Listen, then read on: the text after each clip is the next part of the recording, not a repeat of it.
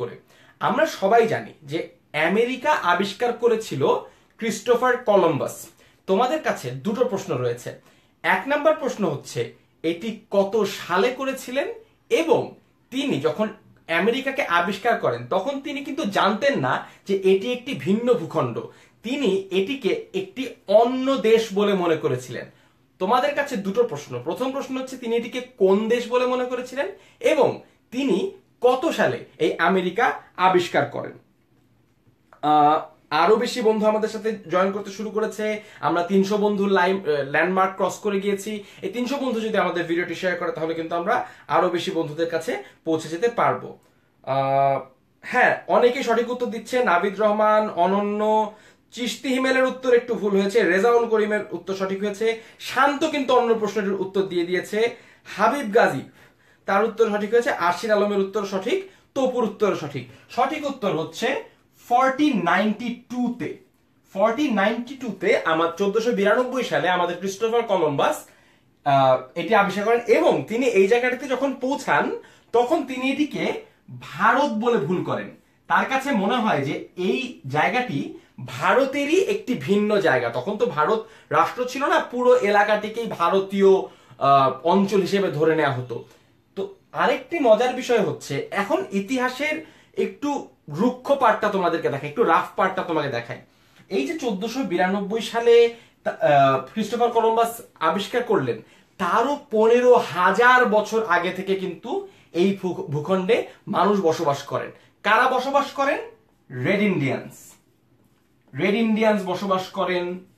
এছাড়াও আরো অনেক আদিবাসী, যাদেরকে আমরা নেটিভ আমেরিকান বলে জানি, এই নেটিভ আমেরিকানরা এখানটাতে বসবাস করতে থাকেন। এই নেটিভ আমেরিকানরা এখানটাতে বসবাস করতে থাকেন। যেই মুহূর্তে এই এলাকাটি দখল করে ফেলে ইউরোপিয়ানরা, অর্থাৎ ক্রিস্টোফার কলম্বাস কিন্তু একজন ইউরোপীয় ছিলেন। এই 1492 সালের পরে এই এলাকাটিকে কিন্তু ইউরোপিয়ানরা আস্তে আস্তে বেশি করে আসতে শুরু করেন, এবং যেটি সবচেয়ে দুঃখের বিষয় তা হচ্ছে এই ঘটনাটি ঘটবার পরে এই রেড ইন্ডিয়ানদের বিরুদ্ধে, এই নেটিভ আমেরিকানদের বিরুদ্ধে যার পরনাই অত্যাচার শুরু হয়। তাদের জমি কেড়ে নেওয়া হয়, তাদেরকে হত্যা, লুণ্ঠন, ধর্ষণ সবকিছু তাদের বিরুদ্ধে করা হয়, এবং এভাবে করে কিন্তু অনেকগুলো আদিবাসী গোষ্ঠীকে সেখান থেকে রীতিমতো নির্মূল করে দেওয়া হচ্ছে। অর্থাৎ তোমরা দেখতে পাচ্ছ যে একটি আমরা ইতিহাস সবসময় পড়ে এসেছি যে ক্রিস্টোফার কলম্বাস আমেরিকা আবিষ্কার করেছেন, কি বিশাল একটা কাজ করে ফেলেছেন, কিন্তু ইতিহাস তোমাকে যে কথাটি শিখাবে না তা হচ্ছে এই নেটিভ আমেরিকানদের ইতিহাসটা, এই রেড ইন্ডিয়ানদের ইতিহাসটা। তোমরা যারা আদিবাসীদের সাথে এমপ্যাথাইজ করো তারা দয়া করে এই আদিবাসী ইতিহাসটা একটু পড়ে দেখতে পারো। খুবই নির্মম একটি কাহিনী সেখানটাতে লুকিয়ে রয়েছে। আরেকটি প্রশ্ন, আমার ক্লাস মানে অনেক বেশি কুইজ। ক্রিস্টোফার কলম্বাসের এই আমেরিকা আবিষ্কারকে স্মরণীয় করে রাখবার জন্য একটি কলম্বাস ডে পালিত হয়। আমেরিকা যুক্তরাষ্ট্র ছাড়া পৃথিবীর বিভিন্ন দেশে একটি কলম্বাস ডে পালিত হয়। তোমাদের কাছে প্রশ্ন হচ্ছে কলম্বাস ডে কবে, বছরের কোন দিনটি কলম্বাস ডে হিসেবে পালিত হয়? 550 বন্ধু আমাদের সাথে এই মুহূর্তে ক্লাসে উপস্থিত রয়েছে। Welcome to my class. আমি আশা করি তোমরা এই ক্লাস থেকে উপকৃত হবে। তোমাদের যে কোনো প্রশ্ন থাকলে আমাকে করবে। মাজাহাত হাসান বলছেন ইতিহাস বোরিং। ইতিহাস একটু বোরিং, কিন্তু তুমি যদি মানুষগুলির সাথে একটু কানেক্ট করতে পারো তাহলে কিন্তু ইতিহাস চমৎকার একটা বিষয়। হ্যাঁ, শারিয়াতুদয় বলছে 4 জুলাই। না, 4 জুলাই কিন্তু অন্য একটি দিবস, একটু ভেবে চিন্তে বলতে হবে। না, 4 জুলাই হচ্ছে না, একটু ভুল হয়ে যাচ্ছে। সিফাত তাসফিয়া কাছাকাছি এসছে, ও বলছে অক্টোবর 9। সাফায়েত অনন্য বলছে 4 জুলাই। তোমরা সবাই 4 জুলাই কেন বলছো আমি বুঝতে পারছি না, কারণ 4 জুলাই কিন্তু যুক্তরাষ্ট্রের স্বাধীনতা দিবস, সেটা কিন্তু ক্রিস্টোফার কলম্বাস ডে না। আচ্ছা, অনেকেই আমি এই সঠিক উত্তরটি কিন্তু এখনো পেলাম না। আমি এই সঠিক উত্তরটা তোমাদেরকে একটু লিখে দেই। এটি হচ্ছে তোমার অক্টোবর মাসের সেকেন্ড মানডে। যে কোনো মানে অক্টোবর মাসে যে প্রথম সোমবার থাকবে, দ্বিতীয় সোমবারটি হচ্ছে তোমার এই Columbus day, second Monday of October. এটির কোনো নির্ধারিত তারিখ নেই, যে কোনো অক্টোবর মাসের সেকেন্ড যে মানডেটি থাকবে সেটি হচ্ছে তোমার এই ক্রিস্টোফার কলম্বাস ডে। আবারও চিন্তা করো যে আমরা আজকে সেলিব্রেট করছি যে কবে ক্রিস্টোফার কলম্বাস সেই জায়গাটিকে আবিষ্কার করেছিলেন এবং তারপরে ওই আদিবাসীদের বিরুদ্ধে কিন্তু নির্যাতন চালানো হয়। সুতরাং তুমি সেই ক্রিস্টোফার কলম্বাস ডেটিকে আদৌ সেলিব্রেট করবে কিনা, এটা কিন্তু একটা বড় রকমের একটা এথিক্যাল কোয়েশ্চেন। আচ্ছা, আমরা আমেরিকা মহাদেশটা সম্পর্কে একটু জানবার চেষ্টা করি। আমরা কিন্তু মানচিত্রে দেখেছি যে উপরের দিকে একটা মহাদেশ আছে, একদম বাম পাশে উপরের দিকে একটা মহাদেশ, সবচেয়ে ওয়েস্টার্ন যে মহাদেশটা এবং সবচেয়ে উপরের দিকে অর্থাৎ নর্দার্ন যে মহাদেশটা, এই মহাদেশের মধ্যে লুকিয়ে আছে পৃথিবীর সেকেন্ড লার্জেস্ট কান্ট্রি, যেটার নাম হচ্ছে কানাডা, এবং তার ঠিক নিচেই রয়েছে ইউনাইটেড স্টেটস অফ আমেরিকা। আমরা আসো এই দেশগুলো সম্পর্কে একটু একটু জানবার চেষ্টা করি। আচ্ছা, ইউএসএ, তোমরা কিছুক্ষণ আগে যে তারিখটি বলছিলে 4 জুলাই, সেটি কিন্তু যুক্তরাষ্ট্রের স্বাধীনতা দিবস। তোমাদের কাছে পরবর্তী প্রশ্ন, 4 জুলাই কত সালে কোন দেশের কাছ থেকে যুক্তরাষ্ট্র স্বাধীন হয়েছিল? দুটো প্রশ্ন, কত সালে স্বাধীন হয়েছিল এবং কোন দেশের কাছ থেকে স্বাধীন হয়েছিল। 600 জন বন্ধু ক্লাসে এসে উপস্থিত হয়েছে, থ্যাংক ইউ সো মাচ। আমার প্রত্যেকটা থার্সডে আমার উইকের সবচেয়ে সুন্দর দিন হয়, তার কারণ থার্সডেতে আমি তোমাদের সঙ্গে লাইভ ক্লাসটা করতে পারি। That's why I love my Thursdays. Thank you so much for making my Thursdays great. Shariyat Hridoy চলে এসছে। জিহান আবেদিন আপু, জিহান আপু বলছে সাকিব বার্থডে সেলিব্রেট করা is also an ethical question. আচ্ছা, শারিয়াত হৃদয় সঠিক উত্তর দিয়েছে, অনিক চৌধুরী সঠিক উত্তর দিয়েছে। আমি তাহলে উত্তরটা, যেহেতু সবাই পারছে, আমি লিখে দেই, তোমরা বরং লিখো যে কোন দেশের কাছ থেকে তারা স্বাধীনতা লাভ করেছিল। এই প্রশ্নের উত্তরটা খুব সহজ কিন্তু আসলে। হ্যাঁ, নাবিদ রহমান সঠিক উত্তর দিয়েছে, সেটা হচ্ছে ব্রিটেন। আমরা কিন্তু জানি যে ব্রিটেন একটা সময় পৃথিবীর প্রায় পুরো জায়গাটাকে, সমগ্র পৃথিবীকেই শাসন করত। এই যুক্তরাষ্ট্র একটা সময় কিন্তু ব্রিটেনের অধীনে ছিল। তোমাদের কাছে আরো একটা ছোট প্রশ্ন রাখি, আমি এখন খুব দ্রুত প্রশ্ন করবো, খুব দ্রুত উত্তর দিব। এই যুক্তরাষ্ট্রের যাকে জাতির জনক হিসেবে চিন্তা করা হয়, কারণ তিনি এই যে স্বাধীনতা সংগ্রামে অগ্রণী ভূমিকা পালন করেছিলেন এবং তিনি ওই রাষ্ট্রের প্রথম প্রেসিডেন্ট। যুক্তরাষ্ট্রের প্রথম প্রেসিডেন্টের নাম কি? তোমাদের কাছে পরবর্তী দ্রুত প্রশ্ন, দ্রুত উত্তর। আজকে খুব ফাস্ট কোয়েশ্চেন, ফাস্ট অ্যান্সার হবে। আচ্ছা, আমরা 700 বন্ধু ল্যান্ডমার্ক ক্রস করেছি। Great going guys. যারা যারা এখনো শেয়ার করনি, প্লিজ লাইভ ক্লাসটি শেয়ার করো, বিকজ তুমি শেয়ার করলে আমরা এই যে হিস্টোরিক্যাল জিওগ্রাফিক্যাল একটা ডিসকাশন করছি, সেটা আরো জমজমাট হবে। সাতকাহন বলছে আমাকে ছাড়াই আমেরিকা ভ্রমণ শুরু হয়ে গেল। সেটা তোমাকে ছাড়া হয় নাই, তুমি তো চলে আসছো, নো প্রবলেম। আচ্ছা, জর্জ ওয়াশিংটন বলছে সাফাইজ ইসলাম অন্য। অনেকে আব্রাহাম লিঙ্কন বলছো, না, আব্রাহাম লিঙ্কন না, সঠিক উত্তর কিন্তু জর্জ ওয়াশিংটন। তপু, তামিম সরকার, সবাই জর্জ ওয়াশিংটন বলছো। মাহমুদা রহমান, সবার উত্তরই কিন্তু সঠিক। এটা খুবই সহজ একটি প্রশ্ন, আমি বুঝতে পারছি। জর্জ ওয়াশিংটন তাকে একদম ফাদার ফিগার হিসেবে দেখে প্রত্যেকটা আমেরিকান। কিন্তু তোমাদের কাছে আরেকটু জটিল একটা প্রশ্ন করি। এই প্রশ্নটা হচ্ছে, একটি পাহাড় রয়েছে যুক্তরাষ্ট্রে, এই পাহাড়টিতে সেই রাষ্ট্রের 4 জন প্রেসিডেন্টের চেহারা অঙ্কিত রয়েছে পাহাড় খোদাই করে। তোমাদের কাছে প্রশ্নটা একটু বড়, আমার পাহাড়ের নাম বলতে হবে এবং ওই 4 জন প্রেসিডেন্টের নাম বলতে হবে। এইটা কিন্তু ভূগোলের অনেক গুরুত্বপূর্ণ একটা প্রশ্ন, ওই প্রশ্ন থেকে কিন্তু অনেক পরিমাণে প্রশ্ন হয়। আমি জানি অনেকেরই একটু ক্যাচ করতে অসুবিধা হচ্ছে, আমি আজকে একটু ফাস্ট যাচ্ছি, ফাইন, আমি একটু স্লো ডাউন করলাম। তোমাদের জন্য প্রশ্ন, যে কোন পাহাড়ের গায়ে 4 জন প্রেসিডেন্টের নাম অঙ্কিত রয়েছে? আহসানুল হাবিব জিসান ইতোমধ্যে সঠিক উত্তর দিয়েছে। আশিল আলম সঠিক উত্তর। সাফায়েত তকি সঠিক উত্তর। মামুন সঠিক উত্তর। হ্যাঁ, অনেকের উত্তরে যেহেতু সঠিক, আমি বরং চট করে, আমি যতক্ষণে পাহাড়টির নাম লিখবো, তোমরা ততক্ষণে এই ভদ্রলোক 4 জনের নাম লিখে ফেলো। জর্জ ওয়াশিংটন তার মধ্যে একজন, এটা আমরা বুঝতেই পারছি। বাকিদের নামগুলি তোমরা একটু লিখে ফেলো। মাউন্ট রাশমোর, এই মাউন্ট রাশমোরে এই 4 জন প্রেসিডেন্টের চেহারা অঙ্কিত রয়েছে। প্রথম যার কথা বলছিলাম, জর্জ ওয়াশিংটন।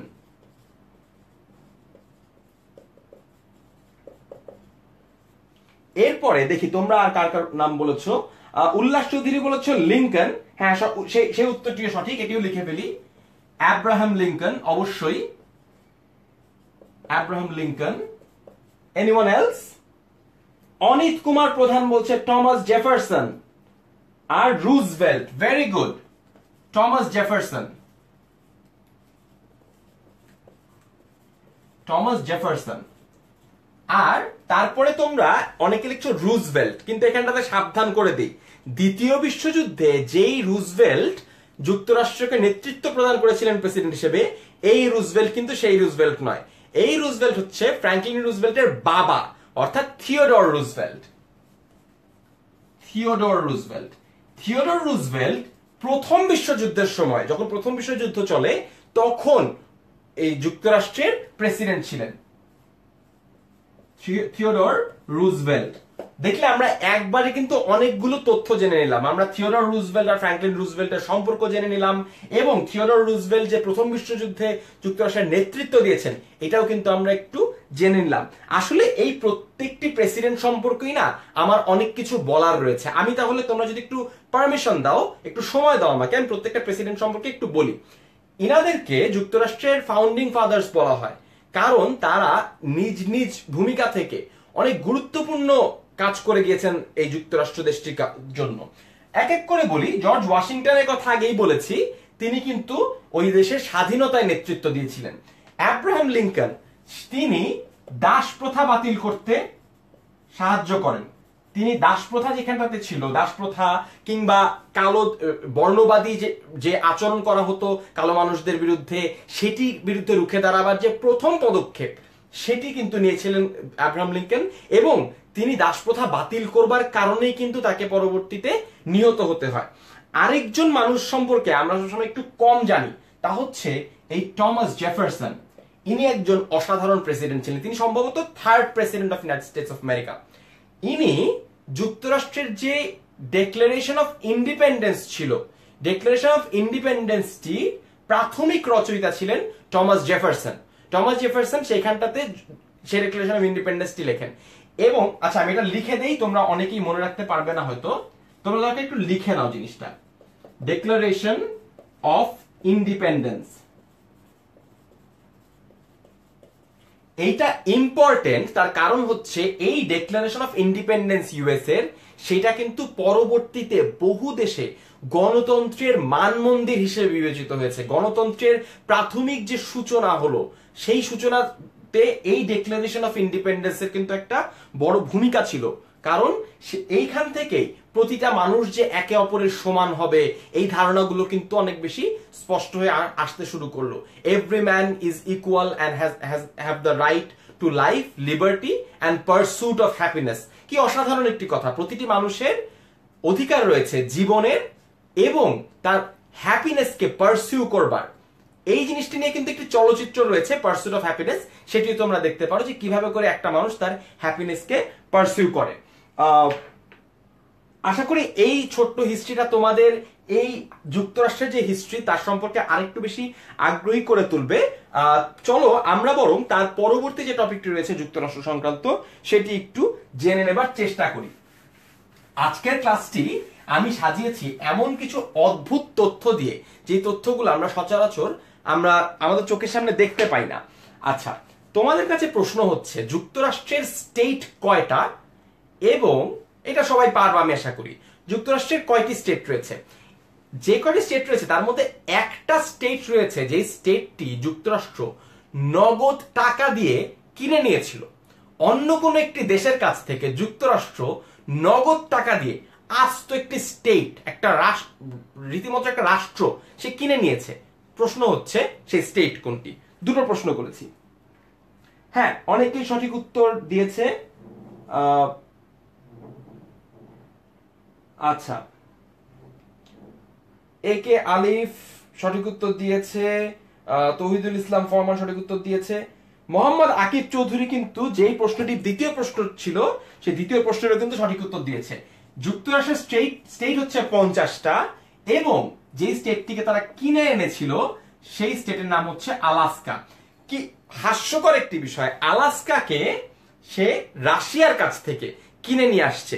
সে আগে কিন্তু রাশিয়ার অংশ ছিল আলাস্কা, পরবর্তীতে 1867 বা 76, 1867 রাইট, 1867 সালে আলাস্কাকে কিনে নিয়ে আসে মাত্র $7.2 মিলিয়ন, মাত্র $7.2 মিলিয়ন। আজকে তুমি দেখছো যে ক্রিশ্চিয়ান বেলকে $100 মিলিয়ন দিয়ে কিনে ফেলতেছে রিয়াল মাদ্রিদ। $100 মিলিয়ন একটা প্লেয়ারের দাম, আর 7.2 মিলিয়ন একটি স্টেটের দাম। এই স্টেটটা কিন্তু আবার ইউএস এর সবচেয়ে বড় স্টেট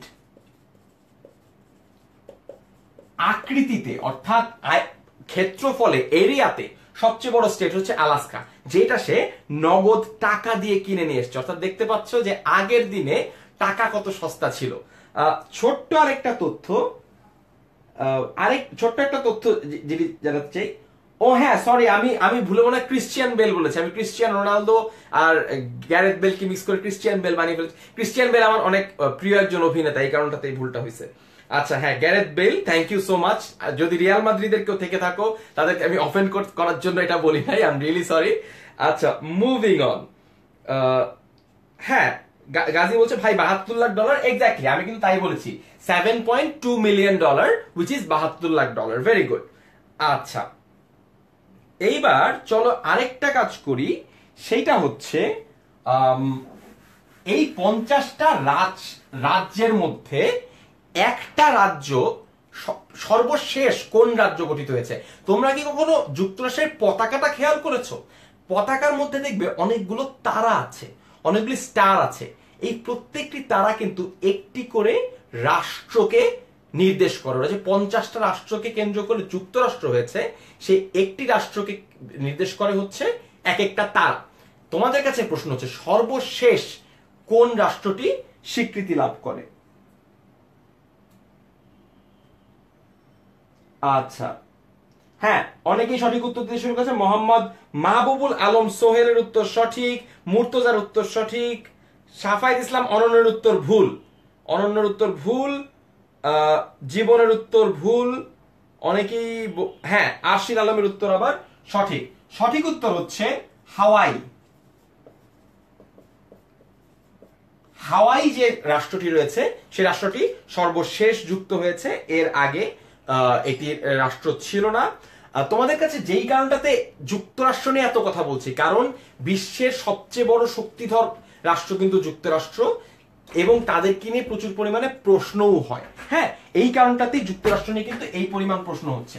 তোমাদেরকে আরো কিছু ছোট ছোট তথ্য জানিয়ে দিই। আমি কিন্তু তোমাদেরকে যে পোস্টটি দিয়েছিলাম সেখানটাতে কিছু কথা বলেছিলাম। যুক্তরাষ্ট্র পৃথিবীর সবচেয়ে বেশি ঋণগ্রস্ত রাষ্ট্র, অর্থাৎ রাষ্ট্র হিসেবে সবচেয়ে বেশি ঋণ তারা গ্রহণ করেছে। দ্বিতীয় মজার তথ্য হচ্ছে সবচেয়ে বেশি প্রিজনার আছে তাদের দেশে, অর্থাৎ জেলের ভিতরে বেশি মানুষ বাস করে, তারা কিছু হইলেই জেলে ঢুকায় দেয়। আরেকটা খুব দুঃখের ঘটনা হচ্ছে, এই যে জেলে এত বেশি মানুষ, এর মধ্যে সিংহভাগ মানুষ হচ্ছে কৃষ্ণাঙ্গ কিংবা ইমিগ্রেন্টস, অন্য দেশ থেকে আসা নাগরিক কিংবা কৃষ্ণাঙ্গ মানুষ সেখানটাতে সবচেয়ে বেশি প্রিজনে থাকে। যুক্তরাষ্ট্র নিয়ে আলোচনা শেষ করব একটা বিষয় নিয়ে, যেই বিষয় থেকে আমার বিশ্বাস এই বছর প্রশ্ন হওয়ার সম্ভাবনা খুবই বেশি। আমার ধারণা এই বছরের প্রশ্নটি হবে, তার কারণ হচ্ছে মাত্র কিন্তু যুক্তরাষ্ট্রের নির্বাচন গেল, তাই নির্বাচন সংক্রান্ত দুটো প্রশ্ন আমি করে আজকে যুক্তরাষ্ট্রের আলোচনাটা শেষ করব। আচ্ছা, নির্বাচন সংক্রান্ত যে আলোচনা সেটা হচ্ছে যুক্তরাষ্ট্র, তোমাদের কাছে প্রশ্ন হচ্ছে যুক্তরাষ্ট্রের ইলেকটোরাল কলেজ কয়টি এবং কয়টা ইলেকটোরাল কলেজে জিতলে তুমি প্রেসিডেন্ট হতে পারবে? দুটো প্রশ্ন। যুক্তরাষ্ট্রের ইলেকটোরাল কলেজ কয়টি এবং কয়টি ইলেকটোরাল কলেজে বিজয়ী হলে তুমি যুক্তরাষ্ট্রের প্রেসিডেন্ট হতে পারবে? ছোট্ট আর একটা তথ্য দিয়ে রাখি, তুমি কিন্তু চাইলেও যুক্তরাষ্ট্রের প্রেসিডেন্ট হতে পারবো না, কারণ যুক্তরাষ্ট্রের সংবিধানে বলা আছে যে যদি তুমি যুক্তরাষ্ট্রের প্রেসিডেন্ট হতে চাও তাহলে তোমাকে সেই দেশে জন্ম নিতে হবে, কারণ আমরা তো সেখানে আর নতুন করে জন্ম নিতে পারবো না। তাই যুক্তরাষ্ট্রের প্রেসিডেন্ট শুধুমাত্র ওই দেশের নাগরিকরাই আপাতত হতে পারবে। হ্যাঁ, শারিয়াত হৃদয় সঠিক উত্তর দিয়েছে, আর জিয়াদ খানের উত্তর সঠিক হয়েছে। অনেকে কিন্তু অর্ধেক অর্ধেক উত্তর দিচ্ছ। আচ্ছা, যেহেতু অনেকে সঠিক উত্তর দিয়ে দিয়েছো, টোটাল ইলেকট্রাল কলেজ রয়েছে 538। আমি যে বছর পরীক্ষা দেই সেই বছর কিন্তু এই প্রশ্নটি হয়েছিল, সুতরাং সাবধান, এই প্রশ্ন কিন্তু আবারও হতেই পারে। হ্যাঁ, প্রজ্ঞা অর্ষিতা উত্তর দিয়েছে, তামিম সরকার সঠিক উত্তর দিয়েছে, মুজাহিদ ইসলাম জাহিদ সঠিক উত্তর দিচ্ছে, অনেকেই সঠিক উত্তর দিচ্ছ। 800 বন্ধু রয়েছে আমাদের ক্লাসে এই মুহূর্তে। I am so overwhelmed, thank you so much for being in my class. ক্লাসটি শেয়ার করতে ভুলবে না। 270টি সিট যদি তুমি পেয়ে যাও, 270টি ইলেকট্রাল কলেজে তুমি জিতে যাও, তাহলে তুমি প্রেসিডেন্ট হতে পারবে। ছোট্ট একটা ক্যাচ আছে এখানটাতে, এইগুলি কিন্তু বাংলাদেশের ইলেকশনের মতো আসন না। এইখানটাতে যা থাকে তা হচ্ছে ইলেক্টর, অর্থাৎ যুক্তরাষ্ট্রের নাগরিকরা আসলে সরাসরি প্রেসিডেন্টকে ভোট দেন না, তারা ইলেক্টরকে নির্বাচিত করেন, যে তার এলাকা থেকে ইলেক্টরকে। তারপরে ইলেক্টর যাকে তার মনোনয়ন দেন সেই কিন্তু আসলে প্রেসিডেন্ট হয়। এটা একদমই থিওরিটিক্যাল, কারণ আগের থেকে সবাই জানে যে এই ইলেক্টর কাকে ভোট দিবে, সুতরাং ওইভাবে করেই কিন্তু ব্যাপারটা ডিসাইডেড হয়ে থাকে। আচ্ছা, আমাদের যুক্তরাষ্ট্রের আলোচনা আরেকটু যদি কন্টিনিউ করতে চাই, কারণ আমি কিন্তু তোমাদেরকে বলেছিলাম যে আমরা এমন একটি এলাকা নিয়ে আলোচনা করব যেই এলাকাটা রীতিমতো মোহাম্মদপুর কিংবা মিরপুরের সমান, মোহাম্মদপুর না আরেকটু বড়, ধরো মিরপুরের থেকে আরেকটু বড় হবে, কিন্তু এই ছোট্ট একটা এলাকায় বিলিয়ন বিলিয়ন ডলারের বিজনেস হচ্ছে। পৃথিবীর সবচেয়ে বড় বড় কোম্পানিগুলির অফিস এই এলাকাটাতে। তোমাদের কাছে প্রথম প্রশ্ন হচ্ছে, এই এলাকাটির নাম কি? আমি জানি এটা খুবই সহজ একটি প্রশ্ন, তোমরা সবাই পারবে। এলাকাটির নাম তোমরা কমেন্ট সেকশনে জানাও। সাফায়েত ইসলাম অনন্য সঠিক উত্তর দিয়েছে। সাতকাহন জিজ্ঞেস করেছে, ট্রাম্পের মতো একজন হাফ মেন্টাল প্রেসিডেন্ট কিভাবে হয়? হয়তো এমন হতে পারে যে যুক্তরাষ্ট্রের অনেক নাগরিকই এই হাফ মেন্টালকেই পছন্দ করেছে, হইতেই পারে। মুনাওয়ার হোসেন উত্তর দিয়েছে মিরপুর, না মিরপুরে এত এত কোম্পানি নেই। হ্যাঁ, সাফাই ইসলাম অনন্যর উত্তরটি সঠিক, মিতুলের উত্তর সঠিক।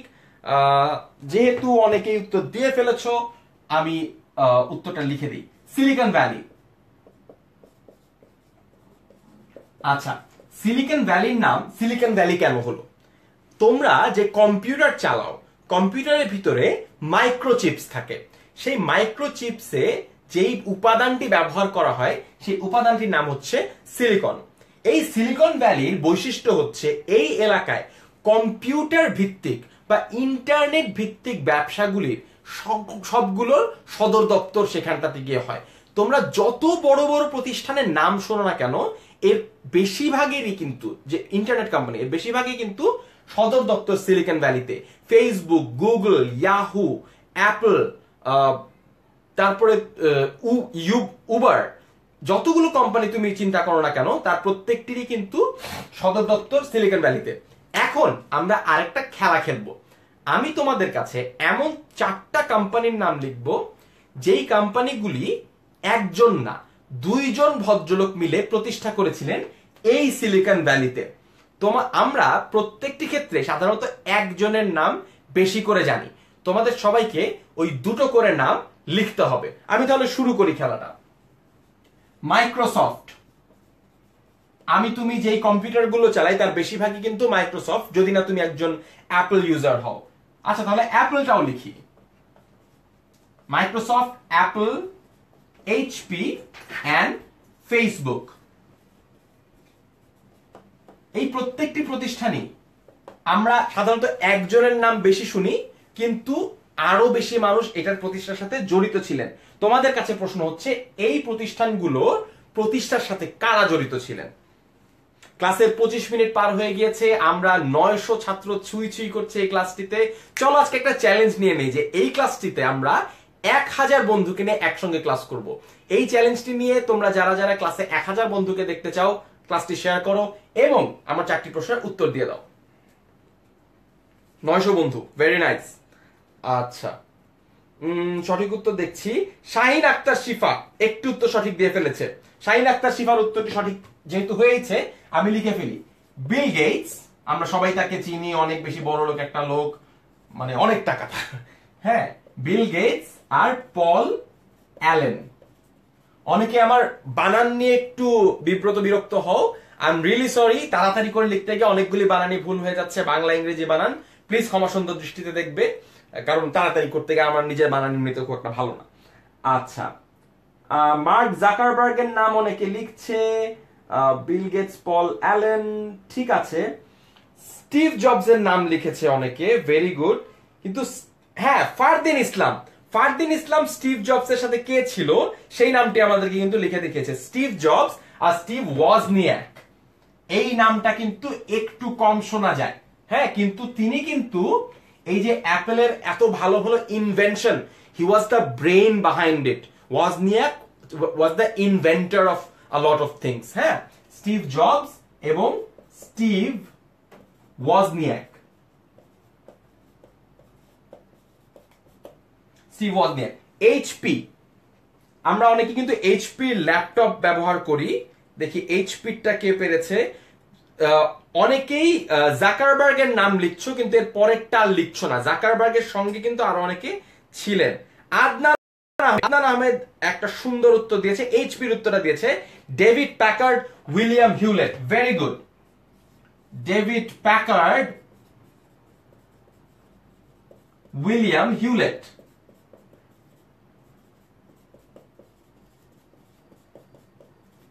আচ্ছা, ডেভিড প্যাকার্ড এবং উইলিয়াম হিউলেট। মার্ক জাকারবার্গের সাথে আরেকজন ভদ্রলোক ছিলেন। তোমরা ফেসবুকের ইতিহাসটা জানতে চাইলে একটা সিনেমা দেখতে পারো, সিনেমাটার নাম হচ্ছে the social network. The social network মুভিটা যদি তুমি দেখো তাহলে ফেসবুকের যে একটা ডার্ক একটা হিস্ট্রি আছে সেটা তুমি কিন্তু জানতে পারবা। মার্ক জাকারবার্গ, ওনাকে আমরা সবাই চিনে গিয়েছি, তার সঙ্গে আরেকজন ছিলেন, তার নাম হচ্ছে এডওয়ার্ডো, একটু নিচে লিখি, এডওয়ার্ডো স্যাভেরিন। এডওয়ার্ডো স্যাভেরিন, তিনিও কিন্তু এই ক্লাসে এই ফেসবুকের প্রতিষ্ঠাতা ছিলেন। আচ্ছা, তোমরা অনেকেই কিন্তু সবগুলি প্রশ্ন সঠিক উত্তর পেরেছো। I am really thrilled to see all this. Ziyad Khan একটা সুন্দর কথা বলছে আমাদেরকে, সেটি হচ্ছে ডাস্টিন মস্কোভিটস। হ্যাঁ, ইনিও এডওয়ার্ডো স্যাভেরিনের মতোই ইনভলভ ছিলেন ফেসবুক তৈরি করবার সময়। Very good, thanks for reminding us. আচ্ছা, আয়মান সাদিক বলছে 10 মিনিট স্কুলের সদর দপ্তর ওইখানে হলে ভালো হতো। তোমরা সবাই এক কাজ করো, তোমরা আমাদের সবাইকে কমেন্টে জানাও যে তোমরা 10 মিনিট স্কুলের সদর দপ্তরটি কোথায় চাও। তোমরা কি চাও যে 10 মিনিট স্কুলের সদর দপ্তরটি কারওয়ান বাজারে থাকুক, নাকি 10 মিনিট স্কুলের সদর দপ্তরটি সিলিকন ভ্যালিতে যাক? তোমরা সবাইকে জানাও যে 10 মিনিট স্কুলের সদর দপ্তর তোমরা কোথায় চাও। আচ্ছা, আমরা এইবার চলো একটু বাইরে বের হওয়ার চেষ্টা করি। আমরা অনেকগুলো সপ্তাশ্চর্যের নাম শুনি কিন্তু না, পৃথিবীতে অনেক বড় বড় আশ্চর্য রয়েছে। বর্তমানে সপ্তাশ্চর্য নয়, কিন্তু আগে সপ্তাশ্চর্য ছিল। এমন একটি জিনিস হচ্ছে স্ট্যাচু অফ লিবার্টি। এটি উত্তর আমেরিকার একটি খুবই বড় একটি স্থাপনা। তোমাদের কাছে খুব সহজ একটি প্রশ্ন, স্ট্যাচু অফ লিবার্টিটি কোন দেশ যুক্তরাষ্ট্রকে উপহার দেয়? একটি দেশ যুক্তরাষ্ট্রকে এই স্ট্যাচুটি উপহার দিয়েছিল। তোমাদের কাছে প্রশ্ন হচ্ছে স্ট্যাচু অফ লিবার্টি কোন দেশের কাছ থেকে যুক্তরাষ্ট্র উপহার পেয়েছিল? রাইসা ফেরদৌসি বলেছে মাগুরাতে চাই, জীবন রংপুরে চায়, ফেনীতে নিয়ে আসতে বলেছে অনেকে, কারণ বাজার নিয়ে অনেকে হ্যাপি আছে। যারা আপু বলছে না, যারা আপু উত্তর দিচ্ছে, রাইট, যারা আপু অনেক অ্যাটেন্টিভ একজন শিক্ষার্থী আমাদের ক্লাসের, very nice. Statue of liberty France যুক্তরাষ্ট্রকে উপহার দিয়েছিল। দেখো, আমরা কিন্তু গল্প করে করে পড়ছি, কিন্তু যেই তথ্যগুলি আমি শেয়ার করবার চেষ্টা করছি এগুলো কিন্তু খুবই ইম্পর্টেন্ট, এগুলো কিন্তু পরীক্ষায় আসবার মতো প্রশ্ন। সুতরাং একটু মনোযোগ দিয়ে ক্লাসটি করবে এবং ক্লাসের ভিডিওটি অবশ্যই শেয়ার করবে। যারা আপনি এখনো শেয়ার করেন নাই, আই নোটিস, ডু শেয়ার। আচ্ছা, এনিওয়ে, এখন চলো আমরা একটু যুক্তরাষ্ট্র থেকে বাইরে বের হই। ফাইনালি, পৃথিবীর অনেক নামকরা একটি খালের নাম হচ্ছে পানামা খাল। এই পানামা খালটিও কিন্তু উত্তর আমেরিকায় অবস্থিত। এই পানামা খাল পৃথিবীর অনেক গুরুত্বপূর্ণ একটা খাল, তার কারণ হচ্ছে এটি দুটো মহাসাগরকে কানেক্ট করে। তোমাদের কাছে প্রশ্ন হচ্ছে পানামা খাল কোন দুটি মহাসাগরকে কানেক্ট করে? খুবই ইম্পর্টেন্ট প্রশ্ন, অতীতে বহুবার এসেছে বিভিন্ন পরীক্ষায়। তোমাদের কাছে প্রশ্নটি থাকলো, পানামা খাল কোন দুটো মহাসাগরকে কানেক্ট করে। আচ্ছা, আর্সেনাল মধ্যে কৃত্রিম পানামা খাল, হ্যাঁ এটি পৃথিবীর ওয়ান অফ দা লার্জেস্ট কৃত্রিম খালগুলোর একটি। সাকিব মনজুর জিহান আমার সামনে বসে বসে সে উত্তর করছে, ওর উত্তর আমি পড়বো না। আয়মান সাদিও সঠিক উত্তর দিয়ে ফেলেছে। হ্যাঁ ভেরি গুড, উল্লাস চৌধুরী সঠিক উত্তর দিয়েছে, ভেরি গুড। অনন্য সঠিক উত্তর দিয়েছে, জারা আপু সঠিক উত্তর দিয়েছে, ফারদিন ইসলাম সঠিক উত্তর দিয়েছে। আচ্ছা, পানামা খাল আটলান্টিক এবং প্যাসিফিককে কানেক্ট করেছে। প্যাসিফিককে আমরা বাংলায় বলে থাকি প্রশান্ত মহাসাগর। হ্যাঁ, এই পানামা খালের দৈর্ঘ্য, এটাও অনেক সময় প্রশ্ন হতে পারে, 48 মাইলস। 48 মাইল জুড়ে একটি খাল কাটা হয়েছে, খাল খনন করেছে। দীর্ঘ সময় ফ্রান্স এটির খনন কার্যে ছিল, পরবর্তীতে সেটিতে আবারও ব্যাঘাতপ্রাপ্ত হয় এবং দীর্ঘ ইতিহাসের পরে পরবর্তীতে 1914 সালে, এই সালটা আমি লিখে দিই, 1914 সালে পানামা খাল যাত্রা শুরু করে। এর আগে তুমি যদি ওইখান দিয়ে যাতায়াত করতে চেতে তাহলে তোমাকে অনেক উপর দিয়ে, উত্তর আমেরিকার উপর দিয়ে বা দক্ষিণ আমেরিকার নিচ দিয়ে যাতায়াত করতে হতো, কিন্তু মাঝখান দিয়ে খাল কেটে ফেলার কারণে জাহাজগুলো সহজেই যাওয়া আসা করতে পারে। এইবার চলো আমরা একটু অদ্ভুত একটা দেশের সাথে পরিচিত হয়ে আসি।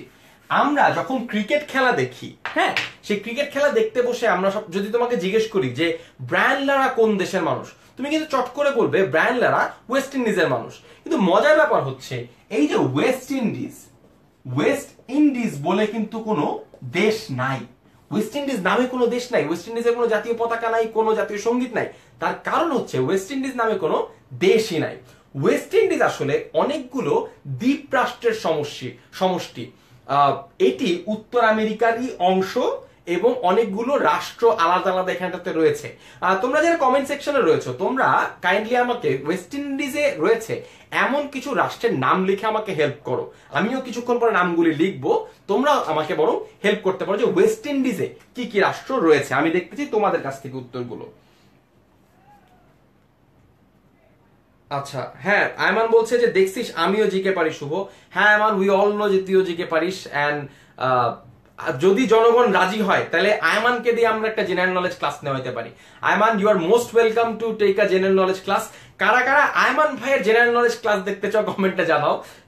আর কারা কারা আমার যারা যারা চাও যে আমি জেনারেল নলেজ ক্লাসটা কন্টিনিউ করি, তারাও একটু জানাও প্লিজ। কেউ কেউ আমার সমর্থনে দাঁড়ায়, আমি অনেক কষ্ট করে তোমাদেরকে পড়াই। Please some people vote for me. আমি জানি সবাই এখন আয়মানকে ভোট দিবে, আই নো। আচ্ছা, অনেকে সঠিক উত্তর দিয়েছে, আমি বরং লেখা শুরু করি। Barbados, Jamaica, Cuba, very good. Jamaica, Cuba, Trinidad and Tobago যেটাকে টিএনটি বলা হয়। এছাড়া আরো অনেকগুলি উত্তর এসছে আমার কাছে, হাইতি, গায়ানা, ভেরি গুড।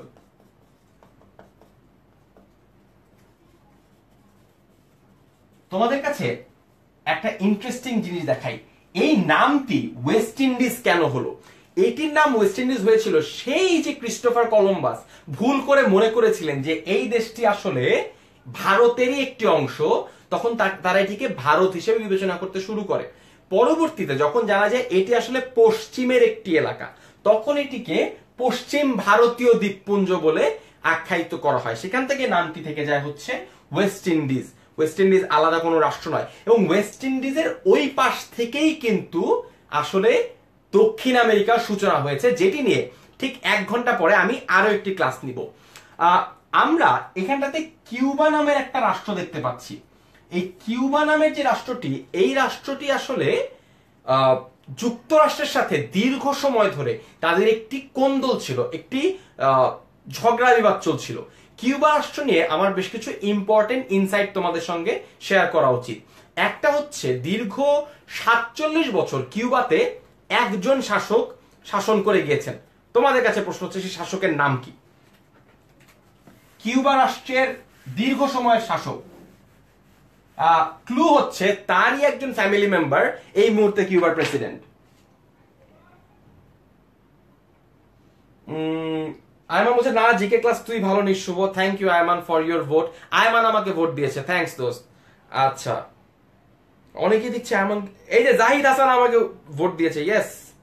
আচ্ছা, ফিদেল ক্যাস্ট্রো, ভেরি গুড, অনেকেই সঠিক উত্তর দিচ্ছ। কিউবার প্রেসিডেন্ট ফিদেল ক্যাস্ট্রো এখন নেই, 47 বছর তিনি ক্ষমতায় ছিলেন, এবং তারই ভাই পরবর্তীতে কিন্তু প্রেসিডেন্ট হন, যার নাম হচ্ছে রাউল ক্যাস্ট্রো। যেটা তোমাকে বলছিলাম, দীর্ঘ সময় ইউএসএ এবং কিউবার মধ্যে একটি সংঘাত চলছিল এবং একটি শীতল সম্পর্ক বিরাজ করছিল।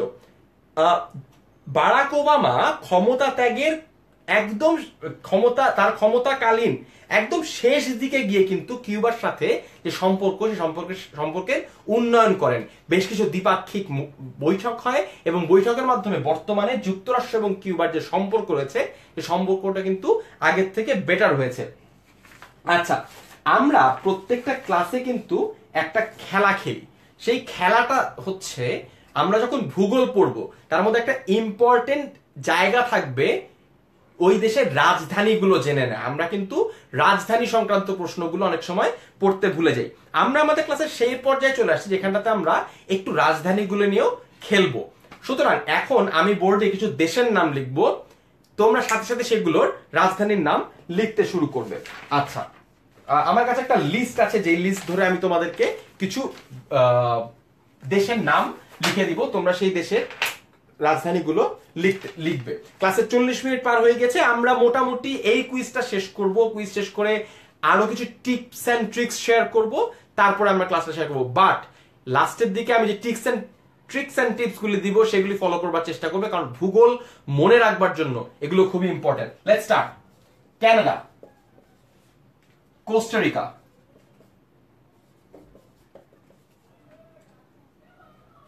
Costa Rica, Cuba, Jamaica, Mexico, Panama. তোমাদের সময় শুরু হচ্ছে এখন, মোটামুটি 1 মিনিট সময়, শুরু করো।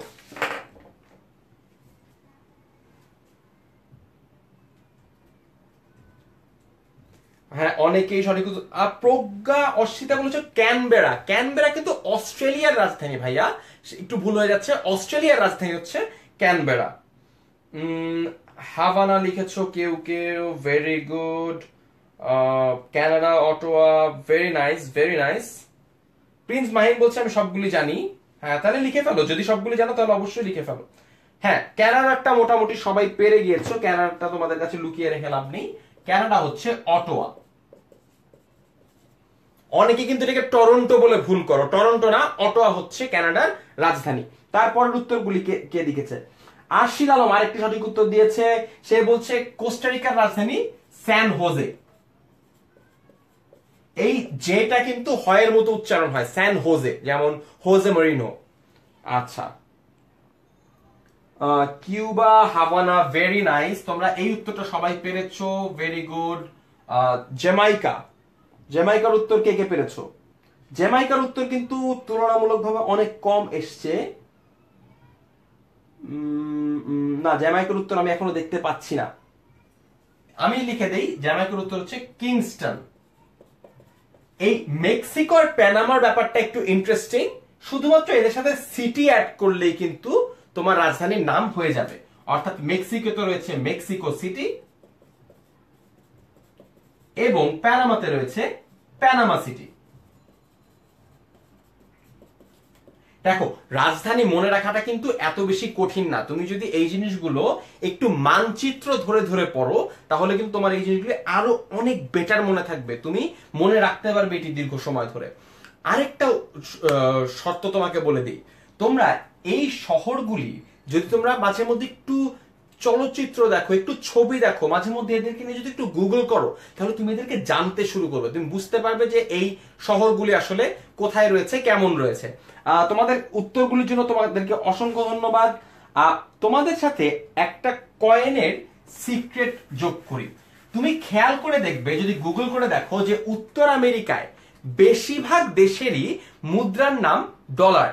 ওই দেশের নামের সঙ্গে ডলার যোগ করে সেই দেশের মুদ্রা হয়। কিন্তু এমন কিছু রাষ্ট্র রয়েছে যে রাষ্ট্রগুলোর মুদ্রার নাম ডলার না, পেসো দিয়ে হয়। উত্তর আমেরিকার একটি মোটামুটি জনপ্রিয় মুদ্রার নাম হচ্ছে পেসো। তোমাদের কাছে প্রশ্ন হচ্ছে এই পেসো মুদ্রা কোন কোন দেশে রয়েছে? উত্তর আমেরিকার কোন কোন দেশে পেসো মুদ্রা বিদ্যমান?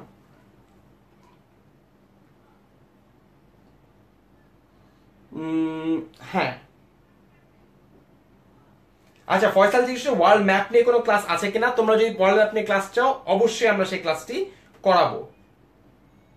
ফারদিন ইসলাম জিজ্ঞেস আজ শামির ভাইয়া ভার্সেস 10ms হবে না। আজকে শামির ভাইয়া স্টুডিওতে উপস্থিত হয় নাই, আমি নেক্সট দিন থেকে অবশ্যই শামির ভাইকে নিয়ে আসবো।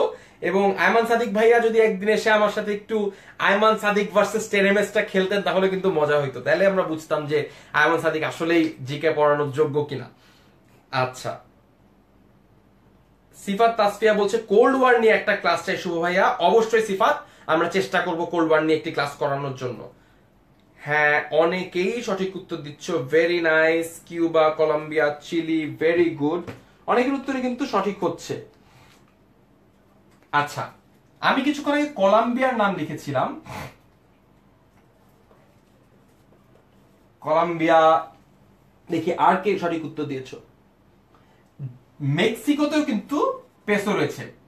এগুলো কিন্তু কমন কারেন্সি না, এগুলি কারেন্সি আবার আলাদা। কলম্বিয়ান পেসো, এটাকে বলা হবে কলম্বিয়ান পেসো, আবার বলা হবে মেক্সিকান পেসো। হ্যাঁ, আবার ডমিনিকান রিপাবলিক, সেখানটাতে রয়েছে Dominican peso, right, Dominican peso. অর্থাৎ এই বিভিন্ন দেশের কমন কারেন্সি গুলা, কারেন্সির নাম যেগুলো আলাদা আলাদা, ওগুলি দিয়ে পড়বা। ডলারের আন্ডারে কোন দেশগুলি রয়েছে সেগুলি একভাবে পড়বা, রুপির আন্ডারে কোন দেশগুলি রয়েছে সেগুলি আলাদাভাবে পড়বা, পেসোর আন্ডারে কারা আছে সেগুলি আলাদাভাবে পড়বা। যদি এভাবে করে পড়ো তাহলে কিন্তু আর প্রত্যেকটা দেশের মুদ্রা আলাদা আলাদা মুখস্থ করতে হবে না, একটা কমন জায়গায় চলে আসবে।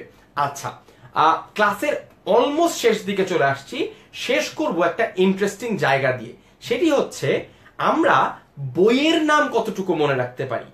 যে সকল গুরুত্বপূর্ণ মানুষের রাজনৈতিক ঘটনাগুলি সম্প্রতি ঘটে যায়, সেই ঘটে যাওয়া রাজনৈতিক ঘটনাগুলি নিয়েও কিন্তু কিছু বই আছে, ওই সকল মানুষের আত্মজীবনী প্রকাশিত হয়। তোমাদের কাছে আমি দুটো প্রশ্ন রাখবো, দুটো বইয়ের নাম তোমাদের কাছে জানতে চাবো। একটি হচ্ছে বারাক ওবামার আত্মজীবনীর নাম কি, এবং হিলারি ক্লিন্টনের আত্মজীবনীর নাম কি। আচ্ছা, 3 নম্বর প্রশ্ন করে রাখি, আমাদের 45তম যুক্তরাষ্ট্রের যিনি প্রেসিডেন্ট তার লেখা বইটির নাম কি? ডোনাল্ড ট্রাম্পের লিখিত বইটির নাম কি? Barack Obama, Hillary Clinton, Donald Trump, এই 3টি বই খুবই ইম্পর্টেন্ট এই আসন্ন পরীক্ষার জন্য, কারণ ইউএস ইলেকশন। দেখি এই 3টি প্রশ্নের উত্তর কে দিতে পারে। অনেকে মাই লাইফ বলছে, নট এক্স্যাক্টলি মাই লাইফ না। হ্যাঁ, সাবরিনা চৌধুরী পরমা সঠিক উত্তর দিয়েছে, ভেরি গুড। ওবামার যে বইটি তা কিন্তু চমৎকার একটি নাম, এর নাম হচ্ছে অড্যাসিটি অফ হোপ। তার মানে হচ্ছে আশার দুঃসাহস। মানে তিনি একজন কৃষ্ণাঙ্গ ভদ্রলোক, তিনি আশা করেছিলেন তিনি যুক্তরাষ্ট্রের প্রেসিডেন্ট হবেন এবং তিনি হয়েছেন। অড্যাসিটি অফ হোপ, আশার দুঃসাহস। জিহান আপু জিজ্ঞেস করেছে যে যারা সাকিবের আত্মজীবনীর নাম কি হতে পারে, how I am the best and fair. আচ্ছা, তোমরা যারা যারা চাও যে আমি একটা আত্মজীবনী লিখে আমার আত্মজীবনীর নামটা সাজেস্ট করতে পারো, আমার অফিসের বস জানতে চাচ্ছে যে আমার আত্মজীবনীর নাম কি হওয়া উচিত, তোমরা সাজেস্ট করতে পারো। আচ্ছা, এখন সিফাত তাসফিয়া চমৎকার একটু উত্তর দিয়েছে, তার নাম সেটা হচ্ছে Adolf Hitler Mein Kampf. Shamir মুনতাজিদের উত্তরটা তোমরা একটু পড়ো।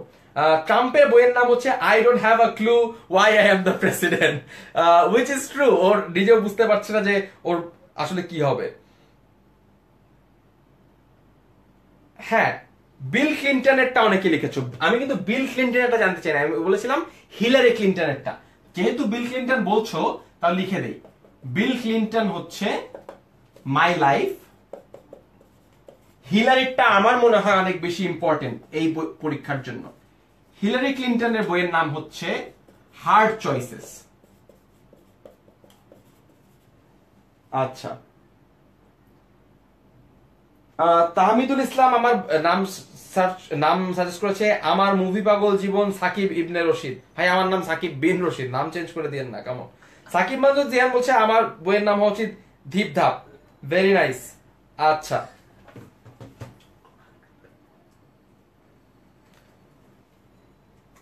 আরো কিছু উত্তর পড়ি সেই সময়ের মধ্যে। বিল ক্লিন্টন মাই লাইফ, স্বামীর ভাই নিশ্চয়ই ভালো আছে আশা করছি। মোদিজির আত্মজীবনী, মোদিজির আত্মজীবনী আসতেই পারে প্রশ্নে। আত্মজীবনীগুলি একটু পড়বার চেষ্টা করবে, কারণ আত্মজীবনী থেকে কিন্তু অনেকগুলি প্রশ্ন হয়, বা বিখ্যাত মানুষের লেখা বই, যেমন আজাদ আবুল কালামের লেখা উইংস অফ ফায়ার, বা তোমার তুমি যদি আরো ইনডেপথ পড়তে চাও, বাংলাদেশে যে সকল বড় বড় বই, অনেক নাম করা বই রয়েছে, সেগুলো নিয়ে পড়তে পারো। যেমন 1971 সালে লেখা যে সকল বইগুলি ছিল, 1971 সালে ঘটনাকে কেন্দ্র করে যে বইগুলো ছিল, হ্যাঁ, সারেন্ডারের ঢাকা জেএফআর জ্যাকবের লেখা একটি বই, চরমপত্র নিয়ে বই লিখেছেন এম আর আক্তার মুকুল। সুতরাং এই বইগুলি কিন্তু অনেক ইম্পর্টেন্ট হয়ে দেখা দিবে। রিমেম্বার মি বাই সাকিব বিন রশিদ, অনেকে আমার নাম সাজেস্ট করেছে, থ্যাংক ইউ সো মাচ আমার এতগুলি নাম সাজেস্ট করার জন্য। উল্লাস চৌধুরী একটা চমৎকার উত্তর দিয়েছে, সেটা হচ্ছে ম্যান্ডেলার, নেলসন ম্যান্ডেলার লং ওয়াক টু ফ্রিডম।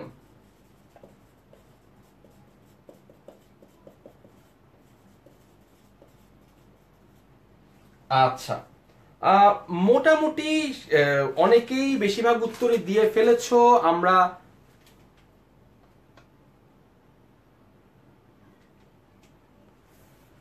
হ্যাঁ, মোটামুটি সব উত্তরই চলে এসছে। সুতরাং আজকের ক্লাসটি আমরা মোটামুটি এখানটাতে শেষ করতে পারি।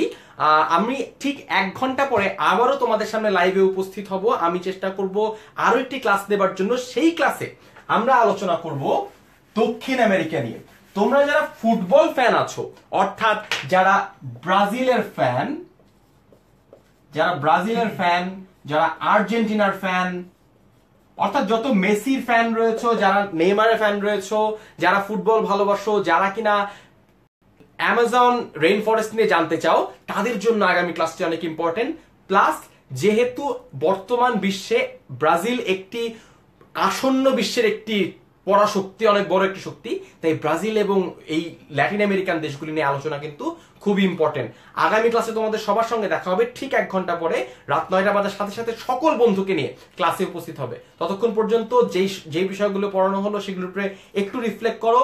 Do come back right after 1 hour. Thank you very much, have a great time.